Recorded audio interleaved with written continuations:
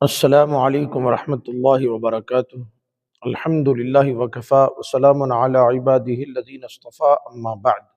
اللہم صلی علی سیدنا ومولانا محمد وعلی آلہ واصحابہ افضل صلواتک وعدد معلوماتک وبارک وسلم صلی اللہ تعالی علیہ وآلہ وسلم۔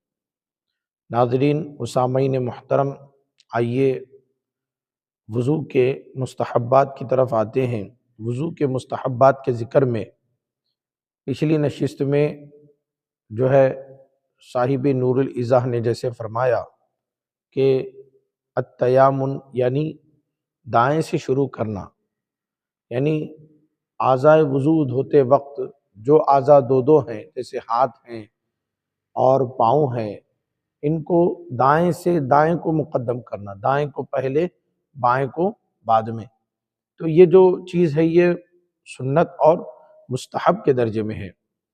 نبی پاک صلی اللہ تعالیٰ علیہ وسلم کی سیرت مبارکہ سے ثابت ہے، احادیث میں موجود ہے کہ آپ صلی اللہ علیہ وسلم ہمیشہ دائیں کو پسند فرماتے تھے، بلکہ ہمیشہ پسندیدہ کاموں کو دائیں سے کرتے تھے۔ اور حدیث پاک بھی موجود ہے، اللہ تبارک و تعالی نے فرمایا ان اللہ یحب التیامن فی کل شیء حتی الترعل والترجل، بے شک اللہ تبارک و تعالی ہر چیز میں دائیں کو پسند کرتا ہے، یہاں تک کہ جوتا پہننے میں اور کنگھی کرنے میں۔ جوتا پہننا ہے، چپل پہننا ہے یا جوتے کا تسمہ باندھنا ہے تو دائیں کو مقدم کرنا اور بائیں کو اس کے بعد۔ ہاں البتہ جو کام ناپسندیدہ ہیں ان کو الٹا، ان کو پہلے بایاں پھر دایاں، جیسے بیت الخلاء میں داخل ہونا ہے تو پہلے بایاں پھر دایاں، مسجد سے باہر نکلنا ہے تو پہلے بایاں پھر دایاں، لیکن اگر مسجد میں داخل ہونا ہے تو پہلے دایاں پھر بایاں، کیونکہ مسجد میں داخل ہونا پسندیدہ عمل ہے تو اس میں دائیں کو مقدم کرنا چاہیے۔ دایاں یعنی رائٹ سائڈ کا، رائٹ سائڈ کو مقدم کرنا چاہیے۔ تو اس طرح جو ہے نبی پاک صلی اللہ علیہ وسلم کی سیرت سے بھی ثابت ہے۔ یہاں پر جو ہے فقہاء کرام نے ایک وضاحت بیان فرمائی ہے، وہ بھی اس نشست میں رکھنا چاہتا ہوں۔ عبادت کچھ چیزیں نبی پاک صلی اللہ علیہ وسلم نے جن کی پابندی فرمائی ہے ان میں دو قسم کی ہوتی ہیں۔ ایک وہ ہیں جن کو آپ صلی اللہ تعالیٰ علیہ وسلم نے بطور عبادت کے پابندی فرمائی، بطور عبادت کے اس کو ادا فرمایا، اس کو جو ہے سنن الہدا کہتے ہیں، اس کو کیا نام دیتے ہیں؟ سنن الہدا۔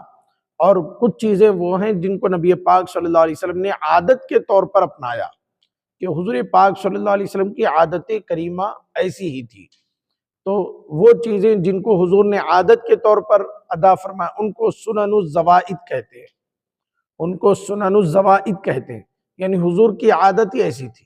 تو یہ سنن الہدا اور سنن الزوائد اس کو مد نظر رکھیں، اس لیے کہ سنن الہدا جن کو نبی پاک صلی اللہ علیہ وسلم نے عبادت کے طور پر کیا اور اس کو پابندی سے کیا، کبھی ترک نہیں کیا، وہ وجوب کا درجہ یا فرض کا درجہ حاصل کر لیتا ہے۔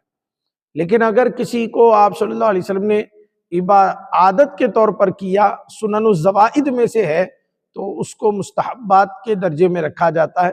چنانچہ جو دائیں سے شروع کرنے کا جو مسئلہ ہے وہ بھی آپ صلی اللہ علیہ وسلم کے سنن الزوائد سے ثابت ہے۔ اور پھر جو ہے مزید وضو کے مستحبات میں اونچے مقام پر بیٹھنا، وضو کرنے کے لیے اونچا مقام، تاکہ وضو کے چھینٹے اوپر نہ اچھلے۔ قبلہ رو ہونا، قبلہ رو ہو کر جو ہے وضو کریں گے، لیکن قبلہ رو ہونے کی صورت میں کلی جو کریں گے وہ منہ نیچے رکھ کے کریں گے، سامنے کی طرف کلی نہیں کریں گے، تاکہ قبلے کی طرف، قبلے کی سمت میں جو ہے کلی کرنے سے اس سمت کی بے حرمتی مانی جاتی ہے، اس لیے منہ نیچے کر کے کلی کریں گے تاکہ قبلے کا خیال رہے۔ پھر مٹی کے برتن سے وضو کرنا، داہنے ہاتھ سے کلی کرنا اور ناک میں پانی لینا، ناک میں پانی لینا ہے، کلی کرنا ہے داہنے چلو سے، رائٹ ہینڈ سے، اور جو ناک صاف کرنا ہے وہ بائیں ہاتھ سے، بائیں ہاتھ کی چھوٹی انگلی سے ناک صاف کرنا ہے۔ دونوں ہاتھ سے منہ دھونا، منہ دھونے میں دونوں ہاتھوں کا استعمال کرنا یہ بھی مستحب ہے۔ ایک ہاتھ سے بھی اگر دھو لے تو سارے چہرے پر پانی بہ جائے تو وضو ہو جائے گا، لیکن دونوں ہاتھوں کا استعمال کرنا یہ اس کے اندر مستحب ہے۔ ہاتھوں کا انگلیوں کی طرف سے دھونا، یعنی انگلیوں سے شروع کرنا، اوپر سے نہیں بلکہ نیچے سے۔ چنانچہ قرآن پاک میں بھی اللہ تعالیٰ نے فرمایا وَأَيْدِيَكُمْ إِلَى الْمَرَافِقِ، ہاتھوں کو کوہنیوں تک دھو۔ تو یہ انداز بھی بتا رہا ہے کہ ہاتھ دھونے میں انگلیوں سے شروعات کرنا ہے۔ کانوں کے مسح کے وقت چھوٹی انگلی کا کانوں کی سوراخ میں ڈالنا، کانوں کا مسح کرتے وقت چھوٹی انگلی جو ہے یہ کانوں کے سوراخ میں اچھی طریقے سے ڈالنا، یہ کانوں کا مسح ہے۔ گردن کا مسح کرنا، گردن کا مسح کرنے میں بھی البتہ جو ہے انگلیوں کی پشت کا خیال رکھیں، یعنی انگلیوں کی پشت سے گردن کا مسح کریں گے۔ پیروں کا بائیں ہاتھ سے دھونا اور اعضاء کو دھوتے وقت ملنا، اعضاء کو دھوتے وقت ملنا تاکہ وضو کا پانی اچھی طریقے سے اعضاء میں پہنچ جائے۔ داہنے عضو کا بائیں عضو سے پہلے دھونا، اس کا ذکر ہم نے شروع میں کیا۔ اعضاء کو حدود معینہ سے زیادہ دھونا، یعنی جو حدود ہیں، جو حد ہے وضو کی کہ یہاں تک دھونا، جیسے کوہنیوں تک دھونا، ٹخنوں تک دھونا، اس میں تھوڑا سا اوپر کا حصہ بھی شامل کر لیں تاکہ عضو جو فرض ہے وہ مکمل ہو جائے، دھونے میں پورا شامل ہو جائے۔ جیسے کوہنیاں دھونا ہے تو کوہنیوں سے تھوڑا اوپر تک دھونا، کوہنیوں سے اوپر تک دھونے میں کوہنیاں شامل ہونے کا یقین حاصل ہو جاتا ہے۔ اسی لیے جو ہے جو اعضاء کو دھویا جاتا ہے اس میں جو ہے مزید اور بھی اس میں شامل کر لینا۔ ڈھیلی انگوٹھی کا حرکت دینا، انگوٹھی اگر تنگ ہے اور حرکت دینے سے ہی پانی نیچے پہنچتا ہے تو فرض ہے، اور اگر پانی پہنچ جاتا ہے لیکن انگوٹھی پھر بھی اگر ڈھیلی ہے تو اس کو حرکت دے لینا مستحب ہے۔ وضو کرتے وقت بلا ضرورت کسی سے مدد نہ لینا، یہ بھی وضو کے آداب میں سے اور اس کے مستحبات میں سے ہے کہ وضو کریں تو خود سے وضو کریں اور خود ہی کا سہارا لیں، دوسرے سے، یعنی ایک شخص پانی ڈال رہا ہے اور یہاں پر ایک شخص دھو رہا ہے تو اس طرح نہ کریں، بلکہ پانی جو ہے لے کر ہی جو ہے خود سے وضو کرنے کی کوشش کریں۔ ہاں البتہ اگر کوئی معذور ہے، عذر کی وجہ سے اس کو ہیلپ لینی پڑتی ہے کسی کی وضو کے دوران، تو اس میں کوئی حرج نہیں ہے، وہ بالکل لے سکتا ہے، وہ معذور ہے، عذر کی وجہ سے یہ مسئلہ باقی نہیں رہتا۔ وضو کے بچے ہوئے پانی کا کھڑے ہو کر پینا، ہر عضو کے دھوتے یا مسح کرتے وقت بسم اللہ پڑھنا یا کلمہ شہادت پڑھنا اور وہ خاص دعائیں پڑھنا چاہیے جو کہ بزرگوں سے منقول ہے، ان کی بھی پابندی کرنا چاہیے۔ بعض احادیث میں بھی جو ہے مختلف دعائیں آئی ہیں، بہرکیف وضو کے دوران اچھی اچھی دعائیں کرنا چاہیے، اللہ کا ذکر کرنا چاہیے اور درود پاک ہر عضو کو دھوتے وقت پڑھتے رہنا چاہیے۔ حضرت شیخ الاسلام بانی جامع نظامیہ رحمۃ اللہ تعالی علیہ نے بڑی اچھی بات ارشاد فرمائی اشعار کی شکل میں۔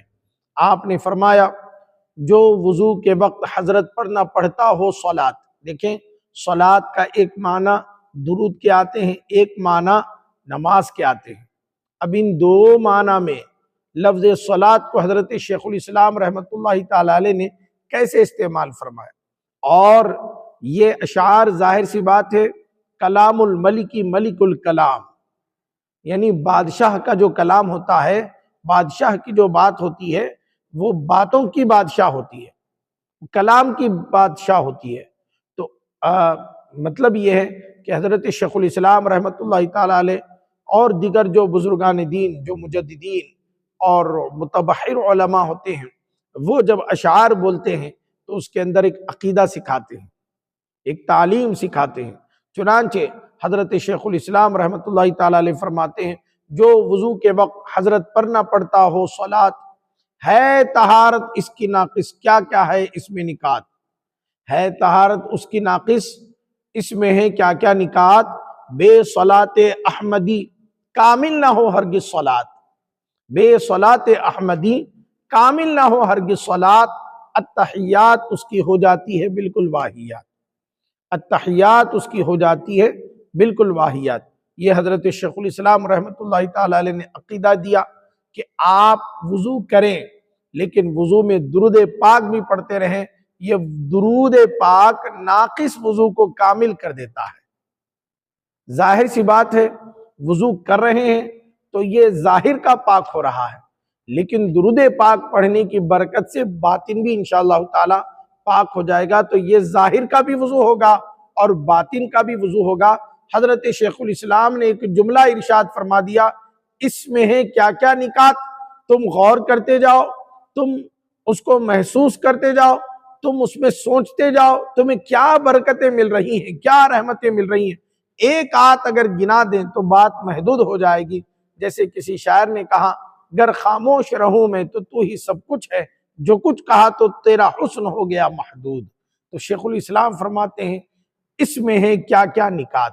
انشاءاللہ تعالی اگلی نشست میں ہم وضو کے دوران، وضو کے مستحبات میں اعضاء وضو کو دھوتے وقت جو مسنون دعائیں پڑھی جاتی ہیں انشاءاللہ تعالی ان کا ذکر کرنے کی سعادت حاصل کریں گے۔